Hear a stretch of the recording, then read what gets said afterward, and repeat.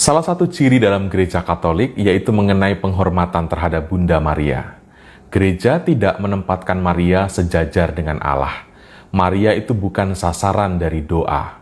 Karena itu seorang Katolik kalau berdoa itu bukan kepada Maria, tetapi berdoa kepada Allah. Bunda Maria adalah manusia sama seperti kita, tetapi dia dipilih oleh Allah untuk mengandung sabdanya menjadi manusia. Maria dilibatkan dalam karya keselamatan oleh Allah. Dia dilibatkan untuk mendagingkan sabdanya. Penghormatan gereja Katolik terhadap Bunda Maria itu bukannya tanpa dasar.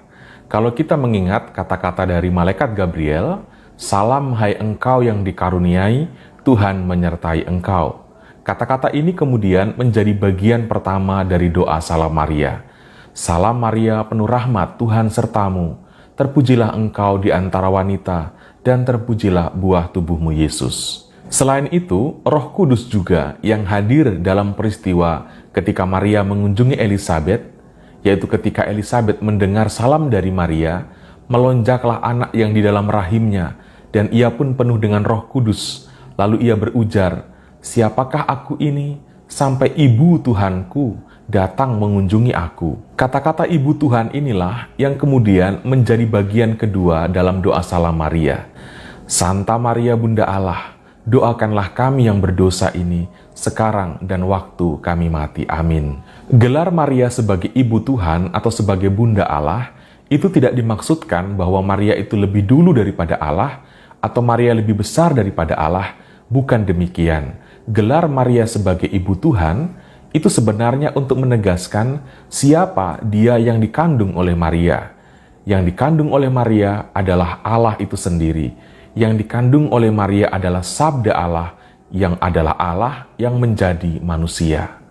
Saudara-saudariku, ada begitu banyak kualitas dari pribadi Maria yang bisa kita renungkan.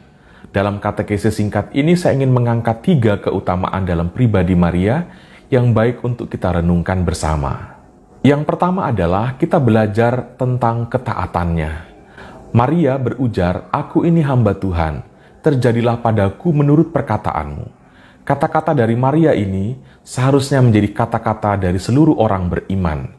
Artinya, setiap dari kita harus menyadari bahwa yang mengendalikan hidup kita sebagai manusia itu bukannya diri kita sendiri, melainkan Allah.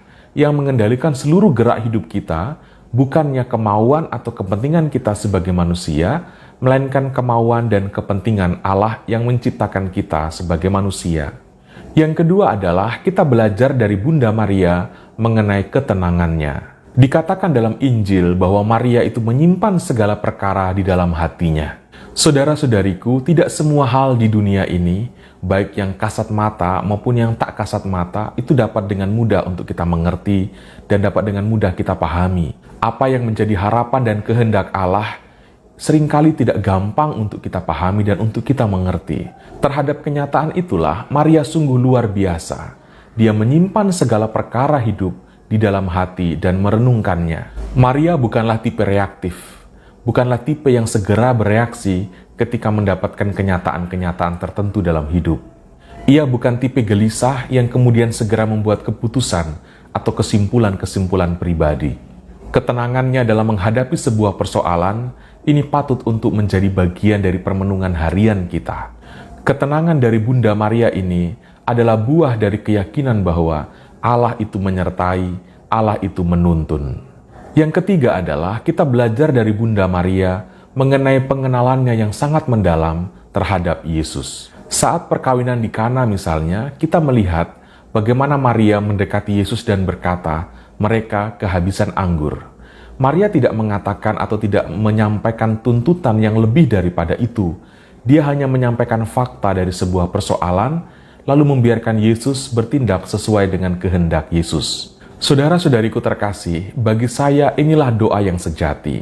Doa yang sejati terjadi bukan ketika kita menyampaikan kepentingan dan kemauan kita di hadapan Allah, bukan ketika kita menjejali Allah dengan sederet kata-kata kita, tetapi ketika kita menyampaikan persoalan hidup kita dan membiarkan Allah bertindak sesuai dengan kehendaknya atas persoalan yang sedang kita hadapi. Terhadap persoalan kehabisan anggur, Bunda Maria tidak meminta Yesus untuk menyediakan anggur, untuk membuat mujizat, untuk membuat tanda-tanda heran, dan lain sebagainya. Tidak demikian. Maria hanya mendekati Yesus dan berkata, "Mereka kehabisan anggur." Lalu, Maria seakan-akan penuh kepercayaan dan iman, percaya bahwa Yesus akan melakukan hal yang terbaik, yang tepat pada waktu itu sesuai dengan kehendak dan kemauan Yesus. Saudara-saudariku terkasih, inilah 3 hal yang saya renungkan menyangkut kualitas dari kepribadian serta iman Bunda Maria.